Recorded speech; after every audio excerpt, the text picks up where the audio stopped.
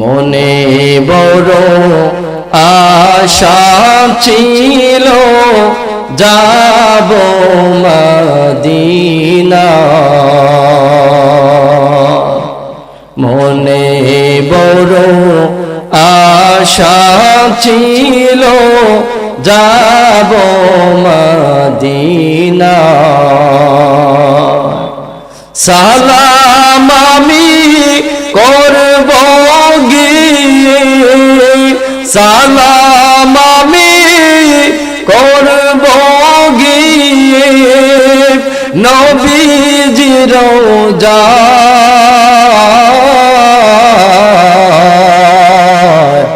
মনে বড় আশা ছিল যাব মদিনা,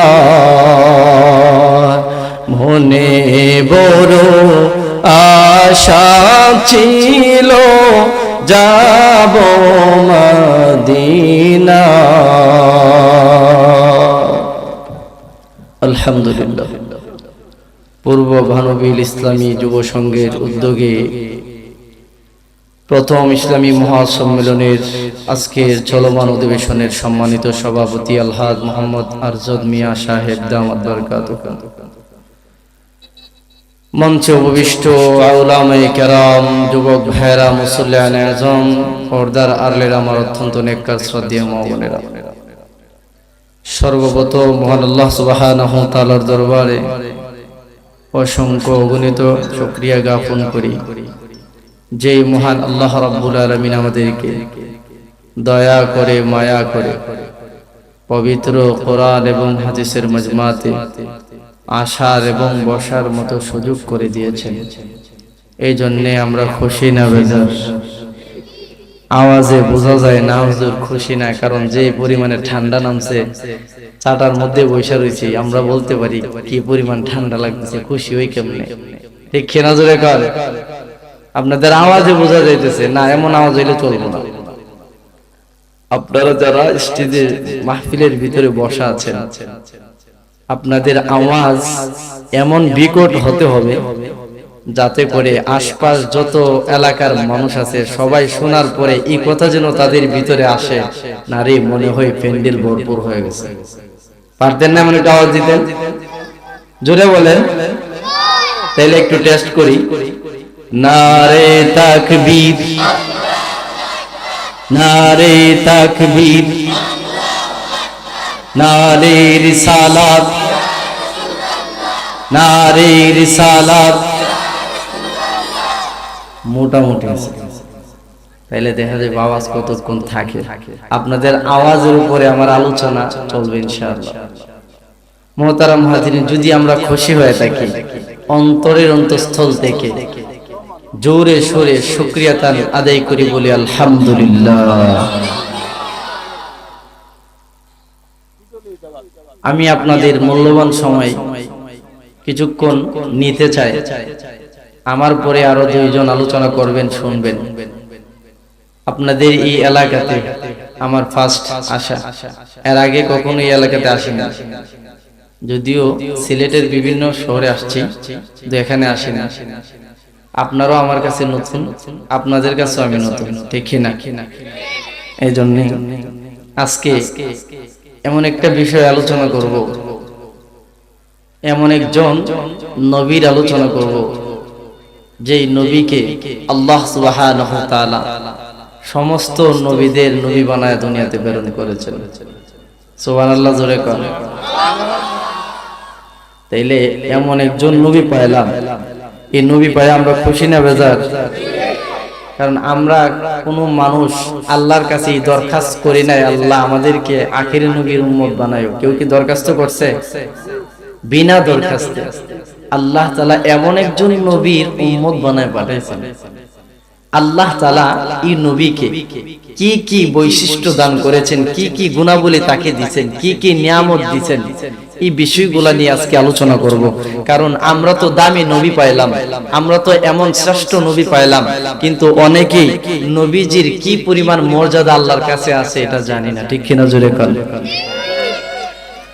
আমার অল্প সময়ের ভিতরে আমি আপনাদের সামনে সূরা দুহা, যেটাকে আমাদের গ্রাম্য ভাষায় মক্তবের ভাষায় ওয়াদ-দুহা সূরা বলে জানি, ওয়াদ-দুহা সূরাটা আপনাদের সামনে প্রথম থেকে 2-3টা আয়াত তেলাওয়াত করেছি। ওই আয়াতের ভিতরে আল্লাহ সুবহানাহু ওয়া তাআলা তার হাবিবকে কি কি গুণে গুণান্বিত করছেন, কি কি নিয়ামত দিবেন, কোন কোন বৈশিষ্ট্য দিবেন, এই আয়াতের ভিতরে আল্লাহ তাআলা আলোচনা করেছেন। এটারও একটা কারণ আছে, কারণ পৃথিবীতে যত নবী রাসূলগণ আল্লাহ তাআলা দুনিয়াতে প্রেরণ করেছেন, সকল নবীরা আয়েশা আল্লাহ তাআলার একাত্মবাদের দাওয়াত দিয়েছেন, ঠিক কিনা জোরে কর। সমস্ত নবীদেরকে আল্লাহ তাআলা পাঠিয়েছেন, এমন কিছু নবী পাঠিয়েছেন শুধুমাত্র একটা গ্রামের জন্য নবী বানায় পাঠিয়েছেন। আবার কোন কোন নবীরা আল্লাহ তাআলা একটা থানার জন্য নবী বানায় পাঠিয়েছেন। আবার কোন কোন নবীরা আল্লাহ তাআলা একটা দেশের জন্য নবী বানায় পাঠিয়েছেন। আবার কোন কোন নবীকে আল্লাহ তাআলা কয়েকটা দেশের জন্য নবী বানায় পাঠিয়েছেন।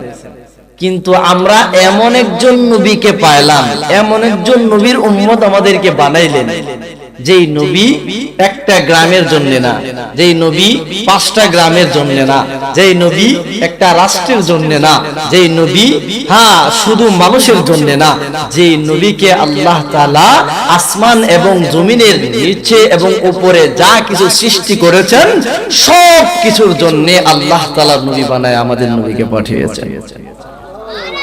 সুবহানাল্লাহ, বাড়িতে যায় বলেন আরো জোরে কোন সুবহানাল্লাহ। আমরা মুসলমান জাতি, তাও আবার সিলেট শাহজালাল শাহপরান ইয়ামুনিদের সৈনিক, ঠিক কিনা জোরে কোন। শাহজালাল শাহপরান আমাদের মতো এরকম ছোট আওয়াজে আওয়াজ করতেন না, বরং এই সিলেটের জমিন থেকে শাহজালাল শাহপরানদের এই কালেমাওয়ালা জিহ্বা দিয়া তারা এমন ভাবে নারায়ে তাকবীর আল্লাহু আকবার স্লোগান উঠাইছে, তাদের জিহ্বার আওয়াজে এই দেশ থেকে নাস্তিকরা পলায়ন করতে বাধ্য হয়েছে, ঠিক কিনা জোরে কোন। তাইলে আমরা তো শাহজালাল শাহপরানের সৈনিক, ঠিক কিনা জোরে কোন। কেমন সৈনিক আওয়াজই বোঝা যাইব। তাইলে সুবহানাল্লাহ যেখানে বলার প্রয়োজন, আলহামদুলিল্লাহ যেখানে বলার প্রয়োজন, জোরে আওয়াজে বলতে পারবেন তো ইনশাআল্লাহ। আমার আলোচনা ঢোকার আগে সামথিং ভাবে আপনাদেরকে একটা ওষুধ দেই, এটা আমি আমার নিজের ভাষায় বলি, এটা একটা অ্যান্টিবায়োটিক। কারণ ওই সমস্ত লোকদেরকে অ্যান্টিবায়োটিক দেই যাদের জবান দিয়া সুবহানাল্লাহর আওয়াজটা বাইর হয় না, এজন্য আপনাদেরকে দিলে কোনো সমস্যা হইতো না তো। এটা একটু আমলের সাথে সেবন করবেন আর কি। 5 মিনিট দেওয়ার পরে আলোচনায় ঢুকবো। আসুন, সুবহানাল্লাহ আলহামদুলিল্লাহ কোন উম্মত যখন বলে, আল্লাহর নবী সাল্লাল্লাহু আলাইহি ওয়াসাল্লাম বলেন, আসমান এবং জমিনের যত ফাঁকা জায়গা আছে আল্লাহ নেকি দ্বারা ভরপুর করে দেন। আরেকটা অ্যান্টিবায়োটিক হলো, কোন উম্মত যখন সুবহানাল্লাহ আলহামদুলিল্লাহ ইখলাসের সাথে পাঠ করে, আল্লাহর নবী বলেন, এটা আমার কথা না, খুতবাতে জুলফিকার নামক কিতাবের মধ্যে এসেছেন, আল্লাহর নবীজি বলেছেন, কোন উম্মত যখন সুবহানাল্লাহ বলে আল্লাহর পবিত্রতা বর্ণনা করে, কোন উম্মত যখন আল্লাহু আকবার বলে আল্লাহর বরত্বের আলোচনা করে, আল্লাহ তাআলা তারে জান্নাতের 2 নাম্বার গেটের চাবি দান করেন। তাইলে জান্নাতে তো আমরা যাইতে চাই না, ঠিক কিনা? হ্যাঁ, সবাই চায়। মাশাআল্লাহ। তাহলে আসুন, এখানে কথাটা বলেছেন জান্নাতের 2 নাম্বার গেটের চাবি দিব। তাহলে হুজুর 1 নাম্বার কি দিয়ে 1 নাম্বারের কথা না বইলা 2 নাম্বার কেন বললেন? 1 নাম্বারের চাবি কি, এটা অনেকে জানেন, যারা না জানেন প্রধান অতিথির কাছ থেকে জানবেন। না, আমি যদি দেই তাহলে তো এদের আগে আপনারা চলে যাবেন। যাদের প্রথম গেটের চাবির প্রয়োজন আছে, দোয়ার আগ পর্যন্ত থাকবেন, প্রধান অতিথির কাছ থেকে প্রথম গেটের চাবি নিয়ে বাড়ি যাবেন, ঠিক কিনা জোরে কান। এই জন্য আসুন, 2 নাম্বার কেন বলছেন এটার একটা কারণ আছে, কারণটা বলবো। কারণটা বলতে গেলে আপনাদের গ্রামের ভিতরে ঢুকতিব, কোনো অসুবিধা হইতো না তো? হ্যাঁ, তাহলে অসুবিধা না হলে আপনাদের গ্রামে ঢুকি, পূর্ব বানবিল গ্রামের ভিতরে ঢুকি। তাহলে আসুন, আমরা গ্রামের ভিতরে ঢুকলে দেখবেন তো, ধরেন আমাদের মাহবুব ভাই যিনি আমাকে দাওয়াত করেছেন, ওনারে দিয়ে আমি বলি, ধরেন মাহবুব ভাই একটা ঘর নির্মাণ করছে। ঘরটা নির্মাণ করার পরে মসজিদের ইমাম সামনে যায় বলতেছে, হুজুর বাড়িটা তো বানাইলাম, আয়েন একটু দোয়া দুরুদ পড়ায়া নবীর উপর একটু দুরুদও বললাম, একটু মিলাদ শরীফ পড়ায়া গোটার শুভ উদ্বোধন করে দিয়ে যান। উনি গেলেন ইমামের কাছে, ইমাম সাহেব আসছে, দোয়া দুরুদের পরে মাহবুব ভাইয়ের আব্বা কি করছে, মিষ্টির আয়োজন করছে। এখন মুসল্লিদেরকে দাওয়াত করছে, আয়েন আমার বাড়িতে মিলাদ হইব। এখন মুসল্লিরা গেছে, যাওয়ার পরে দেখবেন তো মাহবুব ভাই সিলেট শহর থেকে মিষ্টি আনছে আয়না মুসল্লিদেরকে দেওয়ার জন্য।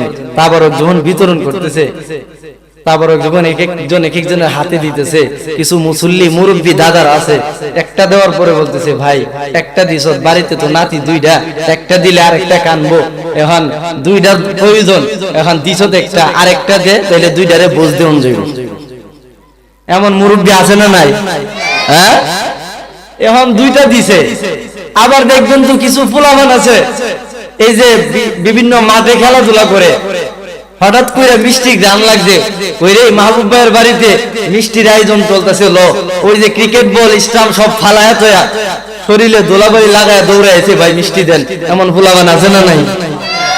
একটু খেয়াল করবেন কি দিয়ে কি বোঝাইতে চাইতেছি। ওই পোলাপান দেখবেন তো কিছু দুষ্ট টাইপের পোলাপান আছে, হাতে একটা মিষ্টি অথবা জিলাপি দিলে দূরে রাখে অথবা খায়া হাতটা মুইছা অথবা দৌত কইরা আবার নতুন করে হাত পাতে। পাতে কি পাতে না? পাতে। দেখবেন তো এই এমন পোলাপান আছে ঠিক তদ্রুপ ভাবে হযরতে মুসা আলাইহিস হযরতে ইউসুফ আলাইহিস সালাতু ওয়াস সালাম যখন খাদ্যমন্ত্রী হইছেন, হওয়ার পরে উনি এলান করলেন এলাকাতে তো খাদ্যের বড় অভাব দেখা দিছে, মহামারী দেখা দিছে, গরিব অসহায় মানুষদেরকে কিছু খাবার দেওয়ার প্রয়োজন। ওই করোনার সময় দেখছেন না, বিভিন্ন সংগঠন থেকে খাবার টাবার বিলিয়ে দিছে। এমনই ভাবে আর কি ইউসুফ আলাইহিস সালাতু ওয়াস সালাম এলান করলেন, সবাই এলান করো অমুক মাঠে অমুক দিন তারা সারিবদ্ধভাবে দাঁড়া হইব, আমাদের রাজ দরবার দেখা আমরা খাবার বিতরণ করব। এলান করার পরে মানুষ লাইনে সারিবদ্ধভাবে দাঁড়াইছে, এক একটা খাবারের পুতলা এক একজনের হাতে উঠায় দিতেছে, নিয়ে যাইতেছে। এই লাইনের মধ্য দিয়া 8 বছরের একটা ছেলে বাচ্চা আইসা হাত পাচ্ছে, তার হাতে একটা দেওয়ার পরে, একবার দেওয়ার পরে এটা প্রথমটা রাইখা দ্বিতীয়বার আবার এসে হাত পাচ্ছে। ইউসুফ নবী বলে, এই বাচ্চা তোরে তো আমি চিনছি, তুই তোরে একবার দিলাম, দ্বিতীয়বার আবার আসলি কেন? আমার ভাষা তো বুঝেন তো কিছু, হ্যাঁ, মোটামুটি ফুল না মিললেও মোটামুটি মিলবে, কারণ এইভাবেই আমি বলতে চাইতেছি। খেয়াল করে দেখেন ইউসুফ আলাইহিস সালাতু ওয়াস সালাম যখন বাচ্চাটারই কথা বলছে যে বাচ্চা তোরে একবার দিলাম, দ্বিতীয়বার আবার আসলি কেন? বাচ্চাটা কিছু বলে না। ইউসুফ নবী ছোট মানুষ তো বুঝে না, আরেকটা পুতলা তার হাতে দিয়া দে। দ্বিতীয়বারও তারে কি করছে, খাবার দিয়া দিছে। পোলাটা আবার কি করছে, দ্বিতীয়বার রাখা তৃতীয়বার আবার এসে হাত পাচ্ছে।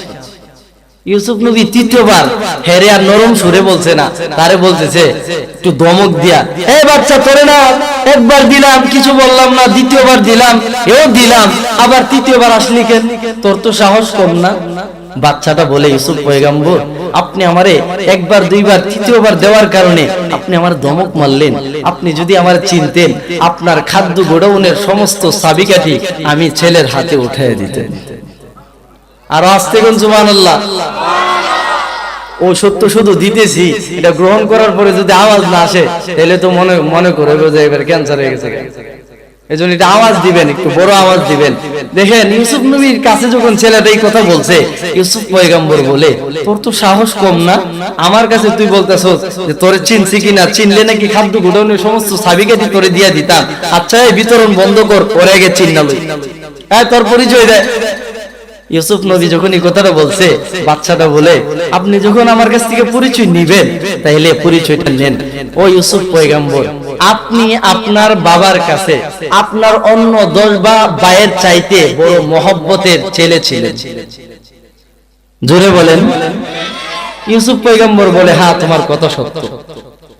বাচ্চাটা বলে, ও ইউসুফ পয়গম্বর আপনারা যখন আপনার বাবা আদর করে, এই আদর অন্য 10 ভাই সহ্য করতে পারতেছিল না, যেইভাবে হোক তারা পরামর্শ কইরা একত্রিত হইছে, না রে ইউসুফরে রাখা যাবে না, তারে দুনিয়া থেকে বিদায় করে দিতে হইব, লো যেইভাবে হোক আব্বার কাছ থেকে লয়া তারে হত্যা করে ফেলতে হইব। এমন ভাবে আপনার ভাইয়েরা আপনার বাবার কাছ থেকে আপনারে উঠায়া নিয়া কুয়ার মধ্যে নিক্ষেপ করছিল। বলে, হ্যাঁ তোমার কথা সত্য।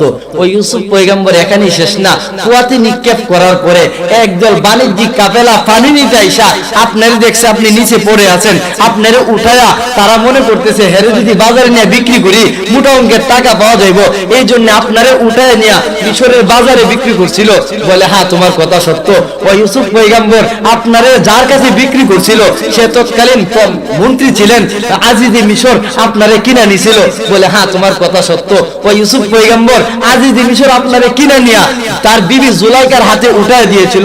বলে হ্যাঁ তোমার কথা সত্য, জুলাইকে আপনারা ছোট থেকে লালন পালন করতে করতে আপনি যখন প্রাপ্ত বয়স্ক উপনীত হয়েছেন, আপনার যখন সৌন্দর্য শুধু বাহির হইতে শুরু করছে, আপনার সাথে প্রেম করার জন্য খারাপ কাজ করার জন্য জুলাইকা হঠাৎ কইরা তার রুমের ভিতরে আপনারে ঢুকায়া তার রুমের সাতটা গিটের মধ্যে তালা লাগাই দিছিল। বলে হ্যাঁ তোমার কথা সত্য, ও ইউসুফ পয়গম্বর আপনি ওই আল্লাহরে ভয় কইরা সুজা দৌড় মারছিলেন, আর দৌড় দিতে দেরি হইছে, আল্লাহ কুদরতি ভাবে সাতটা গিটের তালার দরওয়াজার তালা চটপট করে খুলে দিয়েছিল। বলে হ্যাঁ তোমার কথা সত্য, ও ইউসুফ পয়গম্বর সে যে মুহূর্তে আপনি সপ্তম গিরে যায় দাঁড়াইলেন দৌড় দিয়া, পার্লামেন্ট থেকে আজিজে মিশর আইসা উপস্থিত গাড়ি থেকে নামলো, নামার পরে আপনি আর আজিজে মিশর সামনাসামনি হয়ে গেলেন। পিছনে জুলাইকা দৌড়ে আইসা দেখে স্বামীজি সামনে, এখন কি করা যায়? জুলাইকার পুরা যে ভাব সে ধরছিল পুরা মুভমেন্ট চেঞ্জ কইরা সে ইউসুফকে দোষী সাব্যস্ত করার জন্য স্বামীর কাছে উল্টা ভালো হওয়ার জন্য ইউসুফের বিরুদ্ধে নালিশ করতে শুরু করলো। ইউসুফ পয়গম্বর বলে হ্যাঁ তোমার কথা সত্য, ও ইউসুফ পয়গম্বর আপনার আর আজিজে মিশরের মধ্যে যখন জুলাইকার মধ্যে যখন কথা তর্কাতর্কি চলতেছিল, আপনাদের আওয়াজ শুই না পাশের বাড়ি থেকে 3 মাসের একটা বাচ্চা কোলে নিয়ে একজন মহিলা আপনাদের সামনে উপস্থিত হয়েছিল। বলে হ্যাঁ তোমার কথা সত্য, সুবহানাল্লাহ জোরে বলেন। ইউসুফ পয়গম্বর এই কথা বলার পরে বাচ্চাটা বলে, ও ইউসুফ পয়গম্বর কঠিন মুহূর্তে ওই আল্লাহ তাআলা পৃথিবীতে 3টা মানুষের জবান, 3টা বাচ্চার জবান আল্লাহ তাআলা খুলে দিয়েছিল, বাচ্চার জবানটা আল্লাহ খুলে দিয়েছিল, এর মধ্যে ওই সময়ের একটা বাচ্চা। বলে হ্যাঁ তোমার কথা সত্য, তোমার এই কঠিন সময়ের মধ্যে ওই 3 মাসের বাচ্চার জবান দিয়া একটা চরম পর্যায়ের সত্য একটা ফায়সালা বাহির হয়েছিল। বলে হ্যাঁ তোমার কথা সত্য, ফায়সালাটা হলো আজিজে মিশরের ওই বাচ্চাটা বলছিল, ও আজিজে মিশর আপনি দেখেন ইউসুফ দোষী না জুলাইখা দোষী, সত্যটা বাহির হয়ে যাবে। ইউসুফের পোশাকটা সামনে দা ছিঁড়া না পিছন দিক দিয়া ছিঁড়া? বলে হ্যাঁ তোমার কথা সত্য, ওই ছোট বাচ্চাটা এই কথাটা বলছিল। বলে শুনো, ওই 3 মাসের বাচ্চাটা কঠিন মুহূর্তে ছোট্ট একটা কথা, এই কথাটা বলছিল, এই বাচ্চাটা অন্য কেউ না, আজকে তোমার সামনে 8 বছরে পরিণত হয়ে ওই 3 মাসের বাচ্চাটাই দাঁড় হয়ে আছে। ইউসুফ আলাইহিস সালাতু ওয়াস সালাম সাথে সাথে বাচ্চাটাকে বুকে জড়াইয়া কপালে চুম্বন খায় আর বলে, আমার সৈন্যবাহিনীরা ও আমার রাজ দরবারের কর্মচারীরা শোনো, ওই বাচ্চাটা আমার কাছে বড় দামি, কারণ তার জবানের পবিত্রতা বর্ণনা করার কারণে আমি কঠিন সময়ে ওই তুহমত থেকে বেঁচেছিলাম, তার মাধ্যমে আল্লাহ আমার হেফাজত করেছিল, অতএব বাচ্চাটা আমার কাছে বড় দামি, অতএব তোমরা সাক্ষী তাইকো, আমার রাজ দরবারের সমস্ত চাবিকাঠি তার হাতে উঠা দাও, আমার যত খাদ্য গোডাউনের যত খাবার আছে ওই বাচ্চার নামে উঠায়া দাও। আল্লাহ রাব্বুল আলামিন সাথে সাথে ওহির মাধ্যমে ইউসুফ আলাইহিস সালাতু ওয়াস সালামকে জানিয়ে দিলেন, ইউসুফ না না, ও ইউসুফ তোমার পবিত্রতা বর্ণনা করার কারণে যদি, সাধারণ একটা কথা বলার কারণে যদি তোমার খাদ্য গোডাউনের চাবিকাঠির মালিক ওই বাচ্চাটারে বানায় দিতে পারো, আমি আল্লাহ এমন একজন রব, আমি আল্লাহ এমন একজন প্রভু, আমার কোন বান্দা যখন একবার এম করে ইখলাসের সাথে সুবহানাল্লাহ আলহামদুলিল্লাহ বলে আমি আল্লাহর পবিত্রতা বর্ণনা করবে, আমার বান্দা যখন সুবহানাল্লাহ বলে আমি আল্লাহ পবিত্র ডাক দিবে, আমি আমার বান্দা যখন আল্লাহু আকবার বলে আমি আল্লাহ বড় বলে ডাক দিবে। ও ইউসুফ শুনো, আমার বান্দার জবানে সুবহানাল্লাহ আলহামদুলিল্লাহ বলে পবিত্রতা বর্ণনা করার কারণে আমি আমার বান্দাকে জান্নাতের 2 নম্বরে গিটের চাবির মালিক বানায়া দিলাম। মুহতারাম হাজিরিন, এই জন্য সুবহানাল্লাহ আলহামদুলিল্লাহ খুশি হন না নারাজ হন? খুশি হন। দুনিয়ার মধ্যে কোনো নিজের পছন্দের নেতার প্রশংসা যখন নেতার মজমাতে বসে বসে আমি যখন বলবো, আমি যখন আমার নেতার প্রশংসা করব, আমি যখন বলবো ব্যারিস্টার সুমন ভাই বড় ভালো মানুষ, ব্যারিস্টার সুমন ভাই বড় আল্লাহওয়ালা মানুষ, আমি যখন আপনাদের এলাকার মন্ত্রীর প্রশংসা করব, এমন সময় মন্ত্রী যদি স্টেজে উপস্থিত থাকে ওই মন্ত্রী খুশি হবেন। যেই পরিমাণ খুশি ওই মন্ত্রী হবে এর চেয়ে হাজার গুণ কোটি গুণ বেশি আমার আল্লাহ খুশি হয়ে যাবে। মোহতারাম হাজিরিন, আল্লাহর প্রশংসা করলে, পবিত্রতা বর্ণনা করলে আল্লাহ খুশি হয়। কারণ নেতার প্রশংসা তো শুধু নির্বাচনের সময় 500 টাকা অথবা একটা কোষের বিনিময়ে তার যত প্রশংসা সে বর্ণনা করলেন, কিন্তু আমরা তো ওই মহান রবের প্রশংসা করব যে মহান রব নেতার মতো শুধু এক কাপ চা পান করাইছে না, ওই মহান রব কত হাজারো টন পানি পান করাইছে। এক কাপ চায়ের বিনিময়ে যদি 1 মাস ওয়ার্ক করতে পারি, রাত দিন মিলা তার পিছনে মেহনত করতে পারে, তাহলে 1 গ্লাস পানির বিনিময়ে কত হাজারো টন পানি পান করলাম। তাহলে এটার দিকে চিন্তা করলে ওই রবের কুদরতি বা সেজদা দিয়া নিজের জিন্দেগিটা শেষ হলো, এটার শুকরিয়া আদায় হবে না? ঠিক কিনা জোরে কন? এই জন্য সুবহানাল্লাহ আলহামদুলিল্লাহর আওয়াজ বড় হবে না ছোট হবে? বড় হবে। আর বড় যখন দেব, আমরা যখন আমাদের জবানকে ক্লিয়ারলি উঁচু আওয়াজে ব্যবহার করব, অবশ্যই এই দেশ থেকে কোরআন বিরোধী নাস্তিকরা পলায়ন করতে বাধ্য হবে। ঠিক কিনা জোরে কন? মোহতারাম হাজিরিন, যাই হোক একটু ভিন্ন লাইনে, একটু সময় চলে গেছে, মনে কিছু নিবেন না। আসুন আমি আমার তেলাওয়াতকৃত আয়াতের মধ্যে চলে আসি। আগে বুঝতে হবে আল মুফাসসিরিনে কেরাম বলেছেন এই সূরা ওয়াদ-দুহাটা এমন একটা দামি সূরা যে এই সূরার ভিতরে আল্লাহ সুবহানাহু তাআলা তার প্রিয় হাবিবকে কি নিয়ামত দিবেন, কি গুণে গুণান্বিত করছেন, কোন গুণ দিয়া নবীরে খুশি করছেন, এই আলোচনাটাই আল্লাহ এই সূরা ওয়াদ-দুহার প্রথম 3-4টা আয়াতের ভিতরে আলোচনা করেছেন। আসুন এই আলোচনার আগে এই সূরার ফজিলতটাকে আমাদের বুঝতে হবে। মুফাসসিরিনে কেরাম এর ভিতরে এসেছে যদি কোনো মানুষ এই সূরা ওয়াদ-দুহাটা সে 7 বার পড়লো, 7 বার পড়ে এবং 41 বার ইন্না লিল্লাহি ওয়া ইন্না ইলাইহি রাজিউন পড়লো, আল্লাহর নবী বলেন আমার কোন উম্মত যখন কোন জিনিস হারায় ফেলবে, হারানোর পরে এই সূরা দুহাটা তেলাওয়াত করবে, নিজের সন্তান হারাই লেছে, নিজের বাইরে হারাই লেছে বা কোন দামি জিনিস হারায় ফেলছে, আল্লাহর নবী বলেন সাথে সাথে সূরা ওয়াদ-দুহাটা 7 বার পড়ে এবং 11 বার দুরূদ শরীফ পাঠ কইরা সে যখন কি করবে 41 বার ইন্না লিল্লাহি ওয়া ইন্না ইলাইহি রাজিউন পড়তে থাকবে, আল্লাহর নবী বলেন আল্লাহ নিজ জিম্মায় তার হারানো বস্তুকে তার মাঝে ফিরিয়ে দিবেন। পিছনে তাদের আওয়াজ নাই, আরো জোরে কোন। মোহতারাম হাজিরিন, তাইলে এই সূরার ফজিলত আছে না নাই? তাইলে আসুন এটা ফজিলত জানলাম, এবার আসুন এই সূরাটুকু আল্লাহ সুবহানাহু তাআলা কেন নাযিল করেছেন এটার কারণ জানার দরকার আছে না নাই? পবিত্র কোরআন শরীফের ভিতরে যত সূরা যত আয়াত নাযিল করেছেন আল্লাহ কোনো না কোনো কারণে নাযিল করেছেন। কোন কাফেরের বিরুদ্ধে, কোন মুমিনের পক্ষে, কোন নবীজির পক্ষে, কোন কাফেরের দাঁত ভাঙা জবাব দেওয়ার জন্য। এই পরিপ্রেক্ষিতে আল্লাহ তাআলা কোনো না কোনো কারণে এই কোরআনের প্রতিটা আয়াতকে নাজিল করেছেন। আর এই সূরা দুহাটা আল্লাহ সুবহানাহু তাআলা অন্য কোনো বিষয়ের জন্য না, শুধুমাত্র আমার আপনার নবীকে খুশি করবে এবং কাফেরদের দাঁত ভাঙা জবাব দিবে, কাফেরদেরকে বুঝা দিবে ও কাফেরের দলেরা শোনো, তোমরা আমার নবীরে কষ্ট দিলে কোনো লাভ হবে না, বরংস আমি আমার হাবিবরে যেই পরিমাণ নিয়ামত আমি আল্লাহ দিছি কোন নবীরে এই পরিমাণ নিয়ামত আমি আল্লাহ দেইনি। সুবহানাল্লাহ জোরে কর। আর এই কথাটুকু নেই আল্লাহ তাআলা এই আমার তেলাওয়াতকৃত আয়াতের ভিতরে সূরা ওয়াদ-দুহার ভিতরে আল্লাহ তাআলা নাজিল করেছেন কি দিয়েছেন। এবার আসুন আল্লাহ সুবহানাহু তাআলা মুফাসসিরিনে কেরাম বলেন এই সূরাটার নাজিল হওয়ার কারণটা হলো আমরা নবীজি সাল্লাল্লাহু আলাইহি ওয়াসাল্লাম পৃথিবীতে যত নবী আল্লাহ তাআলা পাঠিয়েছেন কোন নবীর গুনাহ আছে?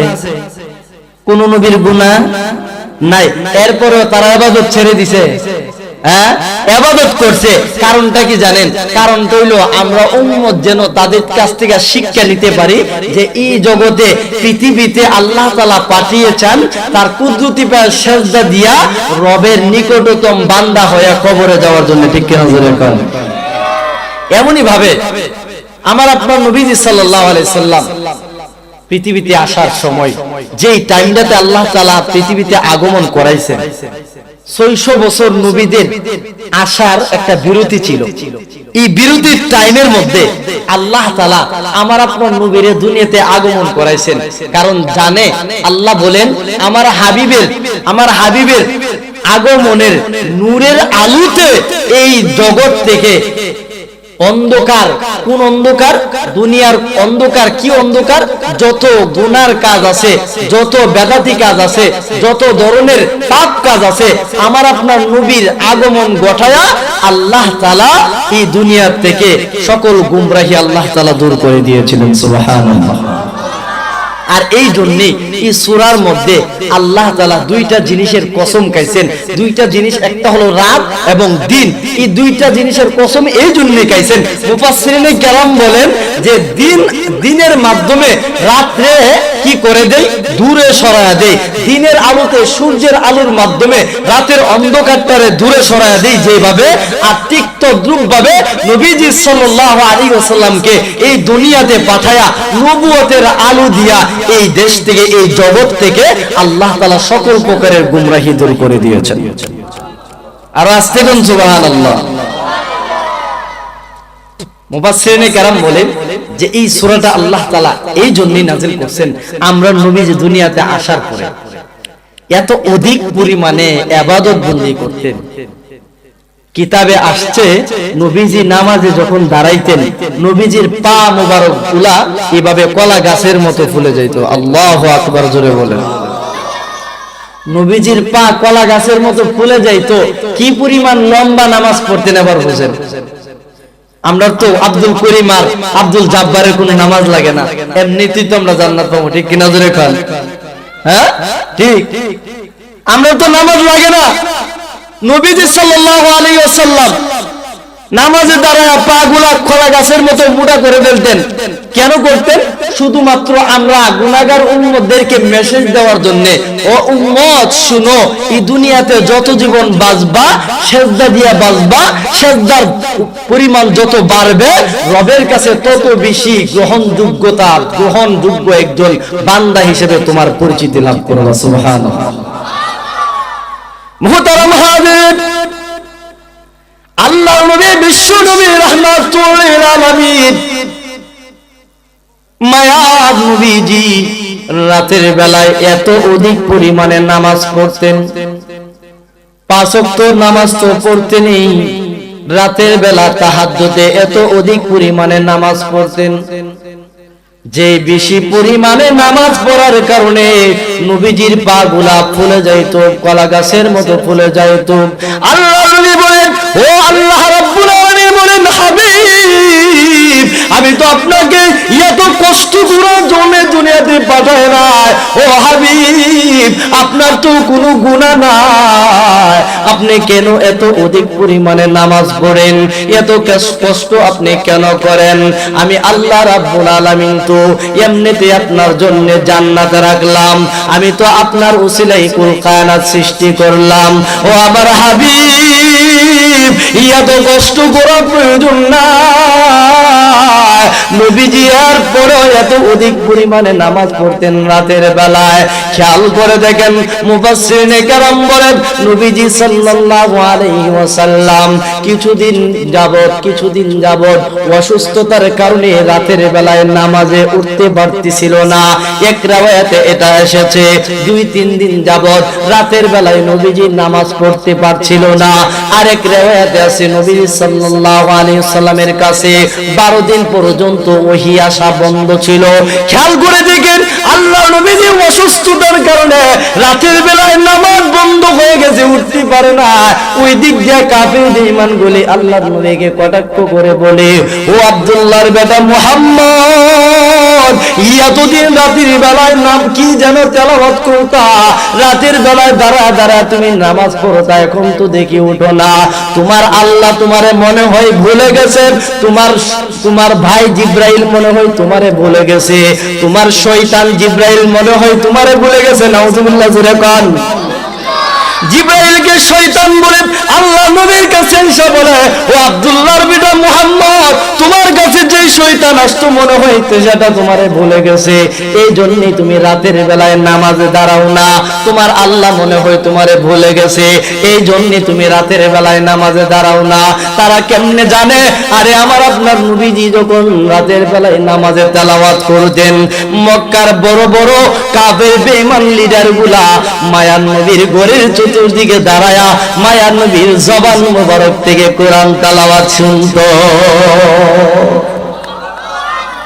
ওই কাফের বেঈমানগুলো বলে, আব্দুল্লাহর বেটা মুহাম্মদ, মনে হয় তোমার আল্লাহ তোমারে ভুলে গেছে, মনে হয় তোমার আল্লাহ তোমারে ভুলে গেছে। উম্মে জামিল বলে, ও আব্দুল্লাহর বেটা মুহাম্মদ, মনে হয় তোমার শয়তান তোমারে ভুলে গেছে। নাউজুবিল্লাহ জোরে বলেন।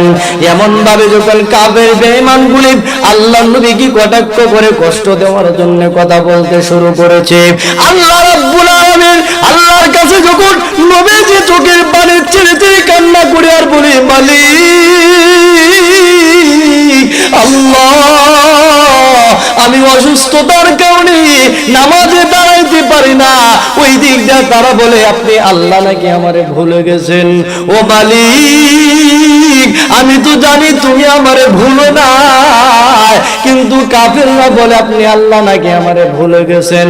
জিব্রাইল আসে না বিদায় কাফেররা বলে শয়তান নাকি আমার কাছে আসছে, কোন নাকি আসে না। ও আল্লাহ, তারা আমারে গালি দেয়, তাতে কোনো সমস্যা না, কিন্তু আপনারে গালি দিবে, আপনার ফেরেশতারে তারা গালি দিবে, এটা আমি কেমনে সহ্য করব? আপনি অতি তাড়াতাড়ি জিব্রাইলকে পাঠায়া তাদের উত্তরটা দিয়া দেন। আপনি যে আমারে ভালোবাসেন, কাফেরদের দাঁত ভাঙা জবাবটা আপনি দিয়া দেন। এখনো কেন জিব্রাইল আসে না? কাফেরদের উত্তর দেওয়ার জন্য কেন আসে না? নবীজি কাফেরদের কথা শুই না, চোখের পানি চারে আর আসমানের দিকে তাকায়া কান্না করে আল্লাহ রাব্বুল আলামিন বলেন, জিব্রাইল যাও, আমার হাবিবকে কাফের বিমানগুলা কথার মাধ্যমে কষ্ট দিতে শুরু করেছে। না না, আমি আমার হাবিবকে এই জন্য দুনিয়াতে পাঠাও না, আমি তো আমার হাবিবকে বাসির রহমানা দিয়ে রাহমাতাল লিল আলামিন, আমি তো আমার হাবিবকে রহমত স্বরূপ বানাইলাম, আমি আমার হাবিবকে সুসংবাদদাতা বই প্রদর্শনকারী বানায়া দুনিয়াতে পাঠাইলাম। কাফের বেঈমানগুলি আমার হাবিবকে তারা কষ্ট দিতে শুরু করেছে। তারা বলে আমি আল্লাহ নাকি তাদেরকে ভুলে গেছি। ও জিব্রাইল যাও, তাদের প্রতি উত্তরটা দাও, আর আমার হাবিবের মন খুশি করার জন্য আমার পক্ষ থেকে নিয়ামতের ঘোষণা আমার হাবিবরে জানায়া দাও। খেয়াল করে দেখেন, আল্লাহর নবীজির মনে কষ্ট আল্লাহর বরদাস্ত করে না, কিন্তু আমরা সেই নবীর উম্মত হয়া আমরা স্বামী নবীরে গালে দেয়, আমরা আওয়াজ করি না। এমন মানুষ আছে না নাই? কেন রে? আওয়াজ দিলে জেলে যেতে হবে, আওয়াজ দিলে ফাঁসির কাস্টে ঝুলতে হবে। এই জন্য চোখের সামনে আমার আপনার কলিজার টুকরা মায়া নবীরে মানুষ কত আঘাত দেয়, কথা বলে, কিন্তু প্রতিবাদের বাসা নাই, ভয়ে কোনো প্রতিবাদ করি না।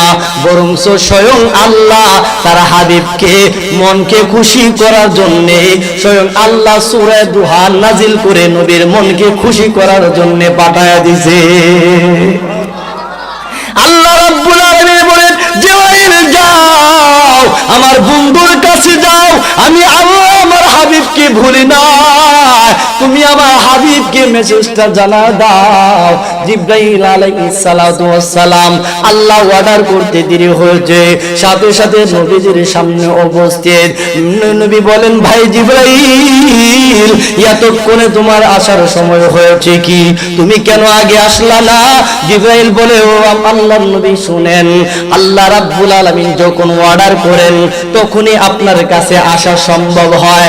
এই জন্য এই মুহূর্তে আপনার কাছে অর্ডার করেছেন, আমি চলে আসলাম। ও মুহাম্মদ শুনেন, ইয়া রাসূলুল্লাহ, ইয়া হাবিবাল্লাহ শুনেন, চোখের পানি মুছে দেন। আল্লাহ রাব্বুল আলামিন আপনাকে সুসংবাদ দেওয়ার জন্য সূরা দুহা আল্লাহ নাযিল করেছেন। নবী গো, কান্না বন্ধ করে দেন, আর কাঁদতে হবে না। আল্লাহ রাব্বুল আলামিন সূরার ভিতরে বলেছেন, ও নবীজি, আল্লাহ আপনারে ভুলে নাই, কোনদিন ভুলবে না। والضحى والليل إذا سجى ما ودعك ربك وما قلى। আল্লাহ নবীর সামনে এসে জিবরাইল আলাইহিস সালাতু ওয়াস সালাম আয়াত তেলাওয়াত করে বলেন, ইয়া রাসূলুল্লাহ, আল্লাহ রাব্বুল আলামিন বলেছেন, আল্লাহ রাব্বুল আলামিন এই আয়াত নাযিল করেছেন। কি বলেছেন? আল্লাহ বলেন, ও নবীজি আপনি শুনেন, ও আমার হাবিব আপনি শুনেন, আমি আল্লাহ আপনারে ভালোবাসি, আমি আল্লাহ আপনারে ভালোবাসি, অতএব আমি আল্লাহ আপনারে ভুলে নাই। ওয়াদ-দুহা ওয়াল-লাইলি ইযা সাজা, রাত এবং দিনের কসম খাইলাম, রাতের অন্ধকারের কসম খাইলাম, দিনের আলোর কসম খাইলাম। ওয়াদ-দুহা ওয়াল-লাইলি ইযা সাজা, নবী শুনেন, আমি আল্লাহ দুইটা দামি বস্তুর কসম খাইয়া আমি আল্লাহ আপনারে বলতেছি, নবী গো, চোখের পানি বন্ধ মুছে ফেলেন, চোখের পানি মুছে ফেলেন। মা ওয়াদ্দাআকা রাব্বুকা ওয়া মা ক্বালা। ও নবীজি, কাফেররা বলে আমি আল্লাহ আপনারে ভুলে গেছি। না না, আমি আল্লাহ আপনারে ভুলি নাই, কোনদিন ভুলবো না। এরপরে সুবহানাল্লাহ বলতেন না। আল্লাহ বলেন, ও নবীজি, মা ওয়াদ্দাআকা রাব্বুকা ওয়া মা ক্বালা। ও নবীজি, আমি আল্লাহ আপনারে ভুলি নাই, ভুলবো না। তারা যতই বলুক আমি আল্লাহ আপনারে ভুলে গেছি, না, আমি আল্লাহ আপনারে ভোলার জন্য পাঠাই নাই, বরংস আমি তো আপনারে উপাধি দিলাম হাবিবুল্লাহ, অর্থাৎ আমি আল্লাহ আপনারে স্বয়ং ভালোবাসি। সুবহানাল্লাহ। হযরত নূহ আলাইহিস সালাতু ওয়াস সালাম যদি খেয়াল করেন, পাথরের আঘাতে 950 বছর দাওয়াত দিবেন আল্লাহকে পাওয়ার জন্য। হযরত ইব্রাহিমের দিকে যদি তাকান, ইব্রাহিম আলাইহিস সালাতু ওয়াস সালাম আগুনে ঝাঁপ দিয়েছেন শুধুমাত্র আল্লাহকে সন্তুষ্ট করার জন্য। হযরত জাকারিয়া আলাইহিস সালাতু ওয়াস সালামের দিকে খেয়াল করেন, জাকারিয়া পরাতে দ্বিগুণিত হয়েছে শুধুমাত্র আল্লাহকে সন্তুষ্ট করার জন্য। এমনই ভাবে যত নবীরা এসেছেন, সকল নবীরা দৌড়াইছেন শুধুমাত্র আল্লাহকে সন্তুষ্ট করার জন্য, আর আল্লাহ স্বয়ং নিজে দৌড়াইছেন আমার নবীকে খুশি করার জন্য। সুবহানাল্লাহ। কেমন নবী আবার বুঝেন, সকল নবীরা চেষ্টা করছে আল্লাহরে খুশি করার জন্য, আর আল্লাহ স্বয়ং নিজে দৌড়াইছেন নবীকে খুশি করার জন্য। আর আস্তে কোন সুবহানাল্লাহ। তাহলে আল্লাহর কাছে নবীজির দাম কম না বেশি? তাহলে কাফেররা নবীরে কষ্ট দিব, আর আল্লাহ কি মনে করবেন এর উত্তর দিবে না? এই জন্য আল্লাহ তাআলা বলেন, ও জিবরাইল, আমার হাবিব যেহেতু কান্না করতেছে, আমার হাবিবের মনের ভিতরে পাহাড় পরিমাণ কষ্ট তারা দিছে, আমি আল্লাহর উচিত হলো এই মুহূর্তে আমার হাবিবের মন একবারে ফ্রেশ করা, আমার হাবিবকে কিছু সুসংবাদের কথা শোনায়া আমার হাবিবের মনটা আগের জায়গায় নিয়ে যাইতে হবে। এই জন্য তুমি যাও, যারা প্রথম সুসংবাদটা দিবা, প্রথম ঘোষণাটা দিবা, আমি আল্লাহ রাত দিনের কসম খাইলাম, খায় আমি আল্লাহ বলতেছি, মা ওয়াদ্দাআকা রাব্বুকা ওয়া মা ক্বালা। ও নবীজি, আমি আল্লাহ আপনারে ভুলি নাই, কোনদিন আপনারে ভুলবো না। সুবহানাল্লাহ। নবীজির এরপরেও মনটা ভারী। কাফেররা তো নবীজির মনে কষ্ট দিছে, নবীজির মনটা এরপরেও ভারী। আর আল্লাহ তো টার্গেট হলো যেভাবে হোক নবীজির মনকে খুশি করবেন, যেইভাবে হোক নবীজির মনকে খুশি করবেন। কারণ হইল এমন একজন নবী পাঠাইছেন যে নবীজির চরিত্রে পুরা দেহের মধ্যে কিঞ্চিত পরিমাণ কোনো কলঙ্কের দাগ নাই, বরংস আসমানের সূর্যেরও কলঙ্কের দাগ আছে না নাই? চাঁদ সে তশবীহ দুনিয়া, चांद सा तशबीह है दुनिया, ये कहा इंसाफ है, चांद पर हो चहाया मदनी का चेहरा साफ है, चांद पर हो चहाया मदनी का चेहरा साफ है। কবি বলেন, ও পৃথিবীর মানুষেরা শুনো, আসমানের চন্দ্র সূর্যের কলঙ্কের দাগ আছে, কিন্তু এমন একজন নবী পাইলা যে নবীজির চন্দ্রে সূর্যের দাগ থাকতে পারে, কিন্তু এই নবীজির কিঞ্চিত পরিমাণ কোন চরিত্রের মধ্যে কিঞ্চিত পরিমাণ কোন কলঙ্কের দাগ নাই। আর আস্তে বলুন সুবহানাল্লাহ।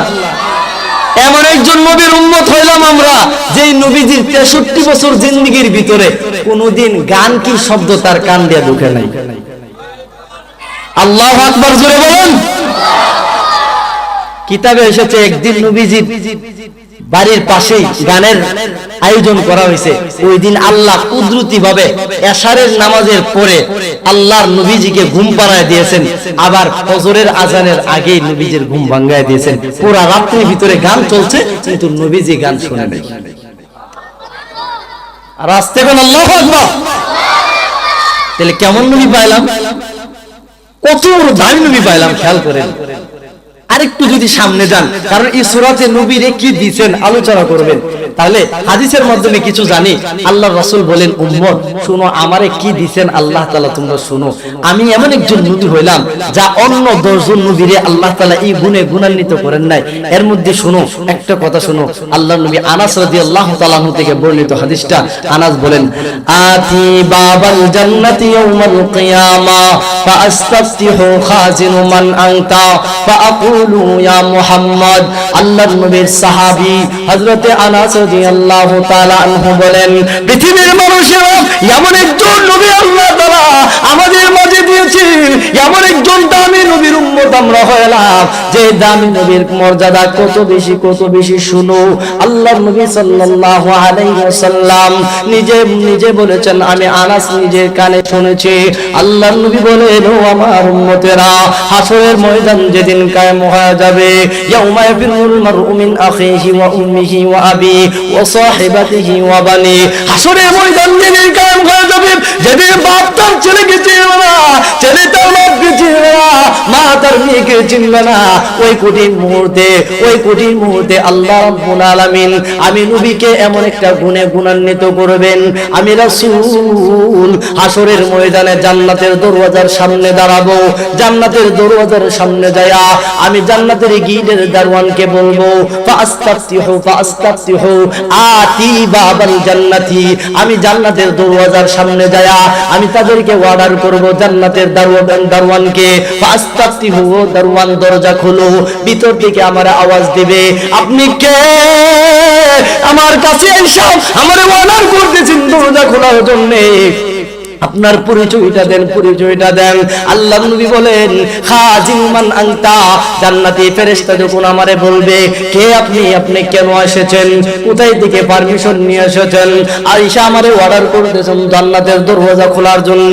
মায়ার নবী বলেন, উম্মত, কঠিন সময়ে আল্লাহ রাব্বুল আলামিন এমন একটা গুণে গুণান্বিত করেছেন, এমন মর্যাদা আমি রাসূলকে দিয়েছেন। আমি যখন জান্নাতের দরওয়াজার সামনে যাব, ফেরেশতারা আমার পরিচয় চাইবে, আমি বলবো ফাআকুলু মুহাম্মদ। আমি যখন আমার পরিচয় দেব, এমনি জান্নাতের ভিতর থেকে উত্তর আসবে, ইয়া রাসূলুল্লাহ উমিরতু বিকা, আল্লাহ উমিরতু বিকা ইয়া রাসূলুল্লাহ, আপনার জন্য আল্লাহ আমারে অর্ডার করেছেন, আমারে আগে জানা দিয়েছেন। যতক্ষণ আমার হাবিব জান্নাতের দরওয়াজার সামনে না আসবে, ততক্ষণ পর্যন্ত কোন আদম সন্তানকে জান্নাতে ঢুকতে দিবা না।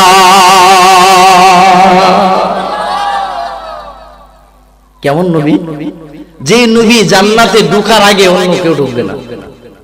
তাইলে বুঝেন, সমস্ত নবীরাও আমরা নবীর পরে ঢুকবে, কিন্তু আমরা নবী যাওয়ার পরে অন্য বাকিরা। তাইলে আসুন, কেমন দামি নবী পাইলাম, চিনার দরকার আছে। চিনি না, এতটুকু জানি নবীজি মুহাম্মদ সাল্লাল্লাহু আলাইহি সাল্লামের উম্মত, কিন্তু আমরা নবী কি পরিমাণ দামি, কত মর্যাদাশীল একজন নবী, এটা তো আমাদের জানার দরকার ও প্রয়োজনও মনে করি না। আসুন, আজকে এই আয়াতের ভিতরে আল্লাহ সুবহানাহু ওয়া তাআলা তার হাবিবকে সান্ত্বনা দিবেন। কি সান্ত্বনা? নবীর মন ফ্রেশ করার জন্য আল্লাহ টার্গেট নিয়েছেন। 1 নাম্বার জিবরাইলকে বলছেন, ও জিবরাইল, আমার হাবিবকে গিয়া 1 নাম্বার ঘোষণাটা দাও যে আমি আল্লাহ কসম খাইলাম দুইটা জিনিসের, ওয়াদ-দুহা ওয়াল-লাইলি ইযা সাজা, রাত এবং দিনের কসম খাই আমি বলতেছি, মা ওয়াদ্দাকা রাব্বুকা ওয়া মা ক্বালা, ও আমার হাবিব তারা যতই বলুক না কেন আমি আল্লাহ আপনারে ভুলে গেছি, কোনোদিন আপনারে ভুলবো না, আমি আল্লাহ ভুলি নাই, কোনোদিনও ভুলবো না। সুবহানাল্লাহ। তাইলে আল্লাহ নবীরে তো ভুলতো না, এটা সবাই জানে, কিন্তু কাফের বেঈমান গুলা নবীরে কষ্ট দেওয়ার জন্য এই কথাগুলি বলতেন। আর আল্লাহ এই সাথে সাথে এই আয়াত নাজিল করলেন, এক নাম্বার, মা ওয়াদ্দাকা রাব্বুকা ওয়া মা ক্বালা, ও নবীজি আপনারে আমি ভুলবো না, কোনোদিন বলতে পারিও না। তাইলে এরপরেও দেখেন নবীজির মনটা একটু ভারী ভারী লাগে, কিন্তু আল্লাহ বলেন, ও জিবরাইল এরপরেও আমার হাবিবের মনটা ভারী ভারী লাগে, তাইলে শোনা দেন ও হাবিব আমার, শুনেন আমি আল্লাহ 2 নাম্বার সুসংবাদটা আপনারে দিতেছি, ওয়ালাল আখিরাতু খায়রুল লাকা মিনাল উলা। ও নবীজি 2 নাম্বার সুসংবাদটা শুনেন, ওয়ালাল আখিরাতু খায়রুল লাকা মিনাল উলা। ও নবীজি শুধু আপনার জন্য দুনিয়া থেকে আখিরাতকে উত্তম বানাইলাম। কত বড় কথা দেখছি, শুধু আপনার জন্য দুনিয়া থেকে আখিরাতকে উত্তম বানাইলাম। এই আয়াতের ব্যাখ্যা করতে যায় মুফাসসিরিনে কেরাম বলেন, আল্লাহ যে বলছেন নবীরে শুধু টার্গেট কইরা শুধু আপনার জন্য দুনিয়া থেকে আখিরাতে উত্তম বানাইলাম, এই কথাও তো বলতে পারতো ও নবীজি শুধু আপনাদের জন্য দুনিয়া থেকে আখিরাতে উত্তম বানাইলাম, এই কথা না বলা শুধু আপনার জন্য কেন বলছেন? এটারও কারণ আছে। কারণটা হলো মুফাসসিরিনে কেরাম বলেন, এই জন্য আল্লাহ তাআলা এই কথাটা বলেছেন যে শুধু আপনার জন্য। এর কারণ হলো আমরা নবীর সাথে একদল মুনাফিকও থাকতো, একদল মুসলমানও থাকতো, ঠিক কিনা জোরে কর। আমরা নবীর সাথে একদল মুনাফিকও থাকতো, একদল মুসলমানও থাকতো। আল্লাহ তাআলা এই কথার মাধ্যমে এটা বোঝায় দিয়েছেন, ও নবীজি শুধু আপনার জন্য দুনিয়া থেকে আখিরাতকে উত্তম বানাইলাম। এর কারণটা হলো আপনার সাথে আপনার অনুসারী, আপনারা যারা ভালোবাসবে, আপনার অনুসরণ যারা করবে, আপনার প্রেম মহব্বত ভালোবাসা যাদের অন্তরে ঢুকাবে, তারা আপনার সাথে দুনিয়া এবং আখিরাতের উভয়টা ভালাই তারা পাবে। আর যারা আপনার সাথে মুনাফিকি করবে, আপনার বিরুদ্ধাচরণ করবে, তারা এর থেকে বাহির হয়ে যাবে। এই জন্য আল্লাহ তাআলা বলেন, ওয়ালাল আখিরাতু খায়রুল লাকা মিনাল উলা, শুধু আপনার জন্য দুনিয়া থেকে আখিরাতকে উত্তম বানাইলাম। সুবহানাল্লাহ। মুহতারাম হাজিরিন, এরপরেও আল্লাহর টার্গেট হলো যেভাবে হোক আমরা নবীর কি করবেন? খুশি করবেন। কি করবেন? খুশি করবেন। 2 নাম্বার সুসংবাদ শুনাইলো আল্লাহ রাব্বুল আলামিন বলেন, ও হাবিব শুনেন, وَلَسَوْفَ يُعْطِيكَ رَبُّكَ فَتَرْضَى। ও নবীজি আপনি শুনেন, আমি আল্লাহ রাব্বুল আলামিন এই সূরা ওয়াদ-দুহা নাযিল করলাম আপনাকে খুশি করার জন্য, আপনাকে খুশি করার জন্য। ও আমার হাবিব শুনেন, আমি আল্লাহ রাব্বুল আলামিন 1 নাম্বার সুসংবাদ শুনাইলাম, মা ওয়াদ্দাকা রাব্বুকা ওয়া মা ক্বালা, আমি আল্লাহ আপনারে ভুলি নাই। 2 নাম্বার হলো ওয়ালাল আখিরাতু খায়রুল লাকা মিনাল উলা, আমি আল্লাহ দুনিয়া থেকে আখিরাতকে উত্তম বানাইলাম শুধু আপনার জন্য। 3 নাম্বার সুসংবাদ আপনি শুনেন, ওয়ালাসাউফা ইউতিকা রাব্বুকা ফাতারদা। ও নবীজি আমি আল্লাহ উচিরে আপনারে এমন কিছু নিয়ামত দিতে থাকবো, যতক্ষণ আপনি খুশি না হবেন ততক্ষণ শুধু আমি আল্লাহর পক্ষ থেকে নিয়ামত দিতেই থাকবো। আল্লাহ নবী বিশ্বনবী রাহমাতুল লিল আলামিন বলেন, আল্লাহ রাব্বুল আলামিন এই আয়াত নাযিল করার পরে আমি রাসূল যখন এই আয়াতটা শুনলাম, আমি নবীও তখন সাথে সাথে এই কথাটা বলে ফেলেছি। আল্লাহ যেহেতু বলছেন আমি যতক্ষণ খুশি না হব ততক্ষণ আল্লাহ আমার নিয়ামত দিতে থাকবো, তাইলে আমিও এমন একজন নবী যতক্ষণ আমার একটা উম্মত জাহান্নামের আগুনে জ্বলবে, আমি রাসূলকে যখন আল্লাহ বলবেন নবী আপনি খুশি হয়েছেন, আমি বলবো না, বলে বলে কেন গো হাবিব, আপনি কেন খুশি হন না? বলে রব্বুল আলামিন আপনি আমারে মায়া নবী বানায়া পাঠাইছেন, রাহমাতাল লিল বানায়া পাঠাইছেন, আমার উম্মতগুলা জাহান্নামে জ্বলবে আর আপনার কাছে আমি সন্তুষ্ট হয়ে যাব। এ হতে পারে না যতক্ষণ পর্যন্ত আমার গুনাহগার উম্মতদেরকে জাহান্নাম থেকে জান্নাতের ফয়সালা না করবেন, ততক্ষণ পর্যন্ত আপনি আমার নিয়ামত দিয়া বলবেন আমি খুশি হইছি কিনা? আমি বলবো খুশি না। কেমন নবী, আমাদের প্রতি দরদ দেখেন। নবী বলতেছে আল্লাহ যেহেতু বলছে আমার নিয়ামত দিতে থাকবো যতক্ষণ আমি খুশি না হয়, তাহলে আমিও এমন একজন নবী যে যতক্ষণ আমার গুনাহগার উম্মত জাহান্নামে জ্বলবে তাদেরকে মুক্ত করে জান্নাতে যতক্ষণ না দিবে ততক্ষণ পর্যন্ত আমি নবীজি খুশি হইতাম না। সুবহানাল্লাহ, কেমন দামি নবী।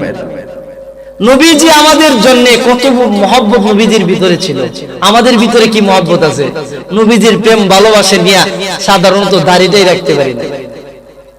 আমাদের ভিতরে কি মহব্বত, কিন্তু মুখে তো বলি নবীর আশিক রাসূল সুন্নি দাবি করি, হ্যাঁ এরকম ভাবে আশিক রাসূল দাবি করি, কিন্তু কাজে কর্মে তো আমার মাধ্যমে প্রকাশ পায় না। ঠিক কিনা জোরে কর? কারণ একজন কলাওয়ালারে কলাওয়ালা বলবে, একজন রিকশা চালকের রিকশাওয়ালা বলবে, একজন সুন্নতওয়ালারে সুন্নি বলবে। ঠিক কিনা জোরে কর? তাইলে নবীজির খাঁটি আশিক হইতে গেলে নবীজির প্রতিটা সুন্নতকে আঁকড়ে ধরে নবীজি যা যা করেছেন সবগুলার উপরে চলার নামই হলো আশিক রাসূল। ঠিক কিনা জোরে করেন? নবীজির ভিতরে প্রেম ভালোবাসা আমাদের জন্য কি পরিমাণ ছিল যে যতক্ষণ জাহান্নাম থেকে না উঠায়া জান্নাতের ফয়সালা না করবেন ততক্ষণ আমি খুশি হইতে পারি না। আল্লাহু আকবার, কত বড় কথা।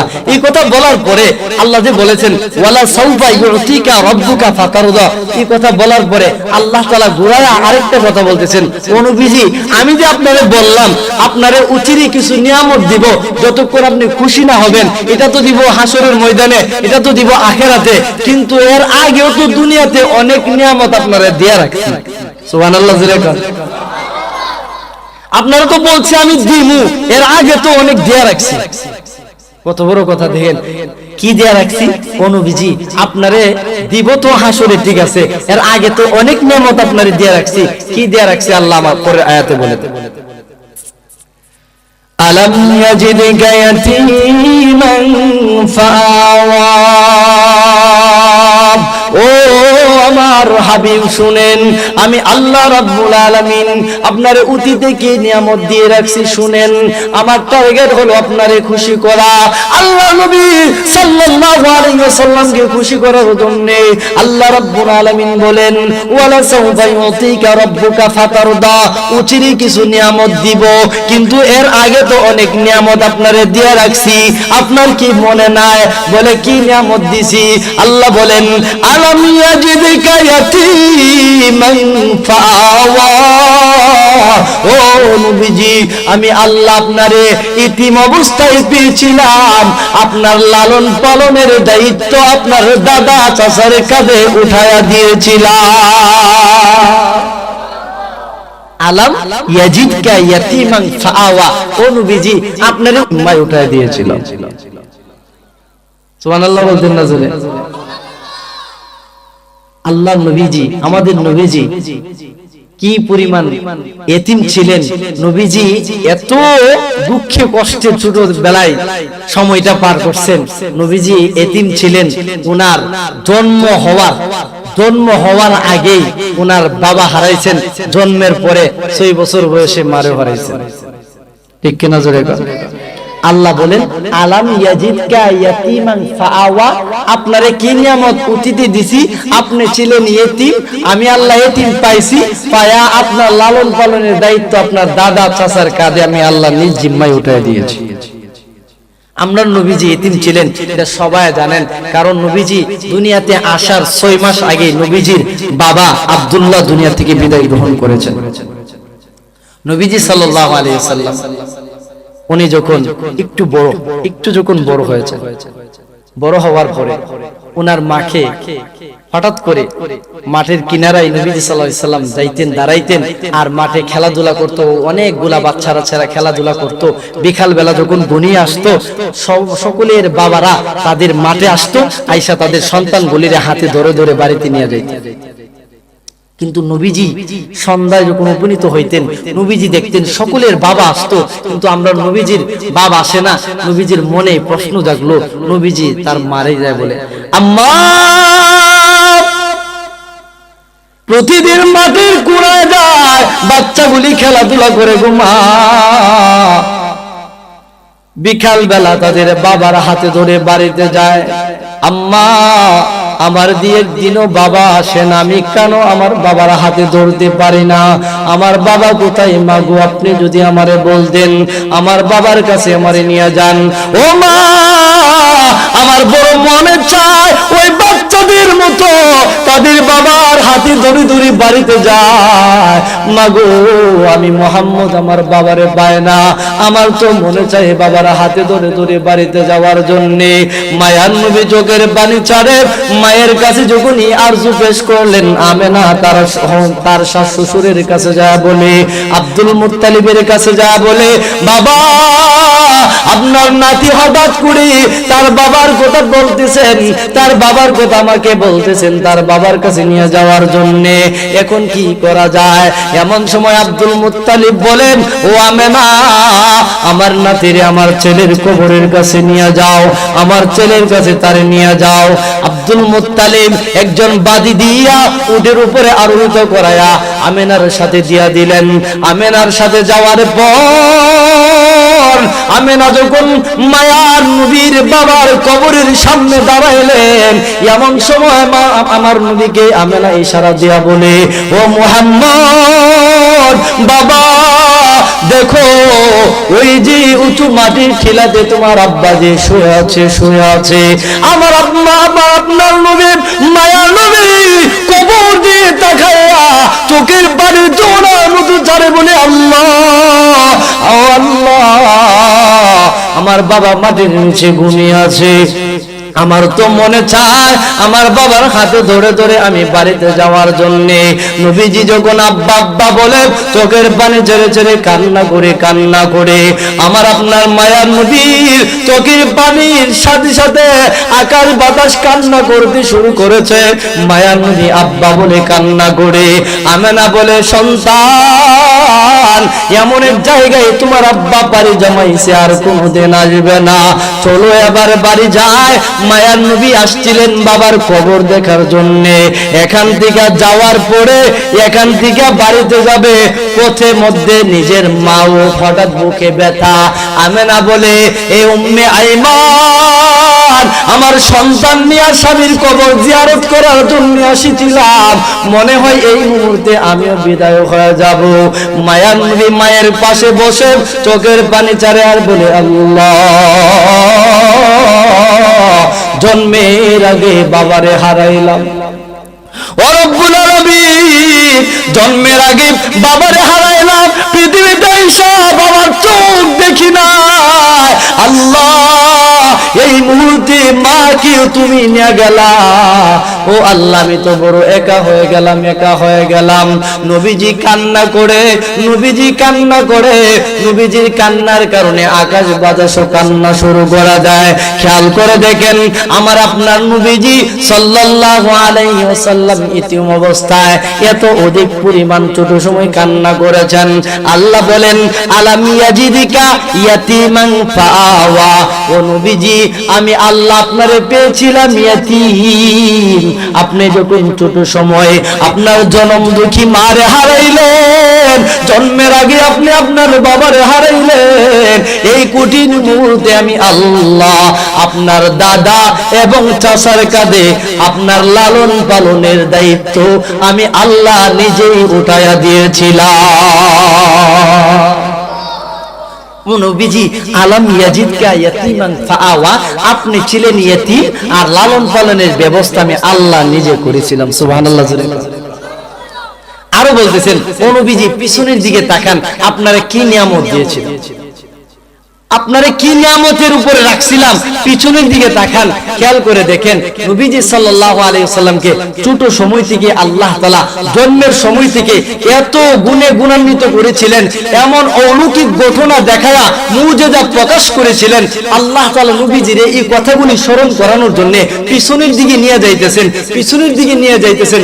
নবীজি যখন জন্মগ্রহণ করবেন, আমেনা বলেন, ও পৃথিবীর মানুষেরা, আমার সন্তান আমার গর্ভে যখন যেদিন আল্লাহ তাআলা দিয়েছেন, ওই দিন থেকে আমি পৃথিবীর অন্য 10 জন মহিলার মতো রোগে আক্রান্ত হই নাই। কারণ অন্য 10 জন মহিলার গর্ভে যখন কোনো বাচ্চা আসতো, সাধারণত বাচ্চা রেহেমে আসার সাথে সাথে তাদের স্বাধীনভাবে চলা, তাদের স্বাধীনভাবে খাওয়া, তাদের স্বাধীনভাবে ঘুম সবগুলা হারাম হয়ে যাইতো, অর্থাৎ সবগুলা চলে যাইতো। কারণ কোন মহিলার পেটে যখন বাচ্চা আসে, সাথে সাথে খাবারের রুচি, ঘুম, হাঁটা চলা সব কঠিন হয়ে যায়। ঠিক কিনা জোরে বলেন?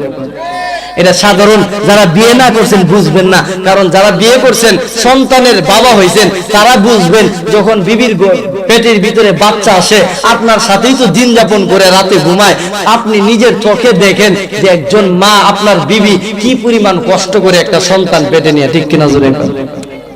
আমেনা বলেন, আমার সন্তানরা যে একজন দামি সন্তান, আল্লাহ যে ওনারে একজন নবী বানায় পাঠাইবেন, আমি আগে থেকেই বুঝতে পারছি।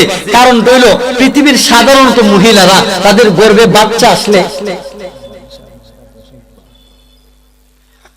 ইনশাআল্লাহ পৃথিবীর সাধারণত মহিলারা তাদের গর্ভে বাচ্চা আসলে তারা একটু রোগে আক্রান্ত হয়, কিন্তু আমি খোদার কসমকে বলি, আমার গর্ভে যখন মুহাম্মদ এসেছে, আমি সাধারণ মহিলাদের মতো রোগে আক্রান্ত হই নাই, বরংস এই সন্তানের মাধ্যমে এমন কিছু অলৌকিক ঘটনা আল্লাহ আমারে দেখাইছেন যা অন্য কোনো মহিলাদের ক্ষেত্রে হয় না। সুবহানাল্লাহ জোরে বলেন।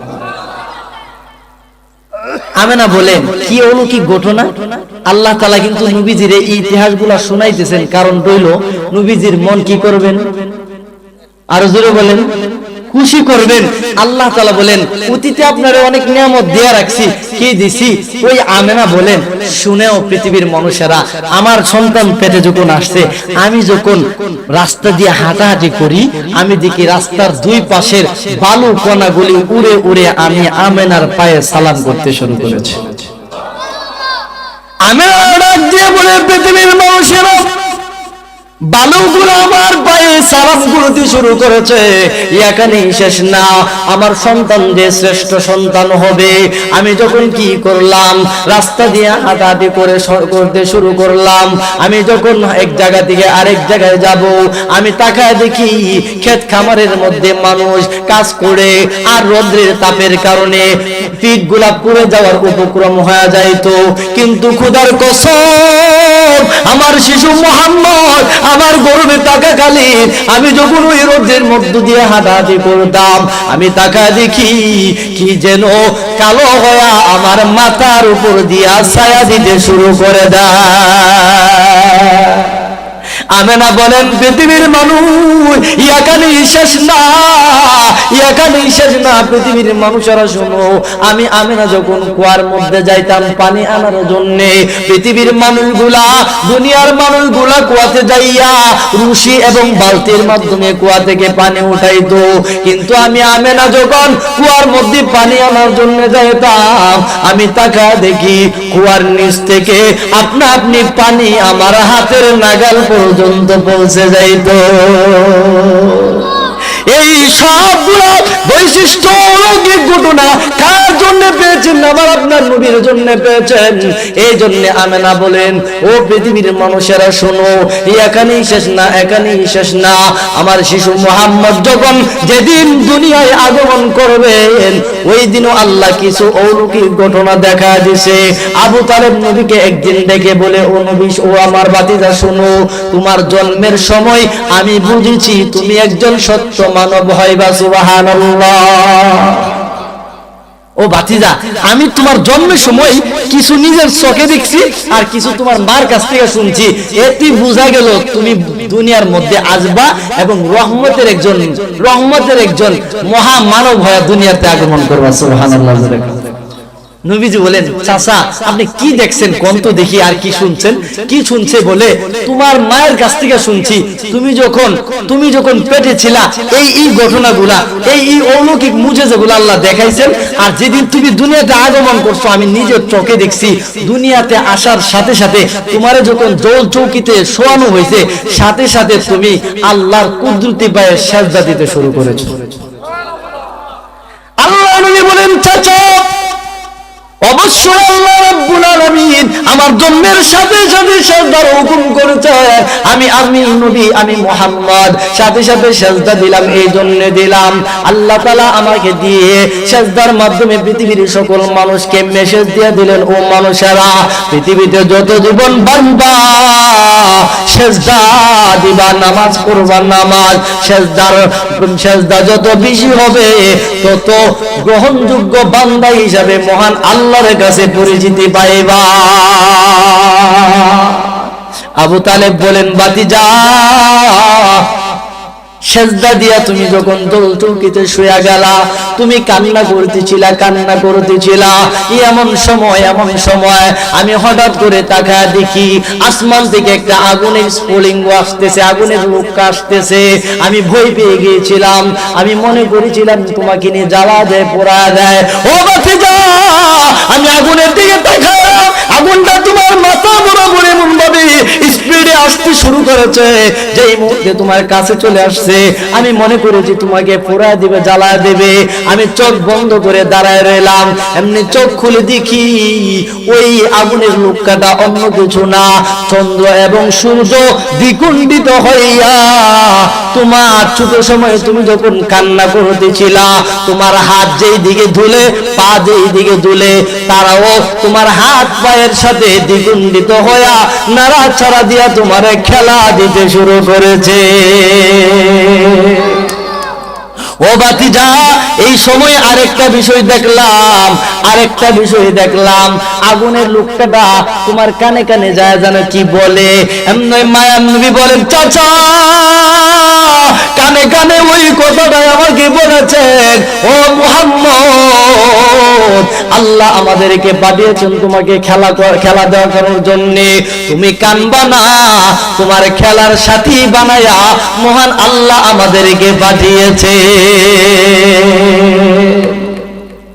हम तू मायल भी करम है कोई सायल है नहीं, राह दिखलाए मैं किसी राह मंजिल है नहीं।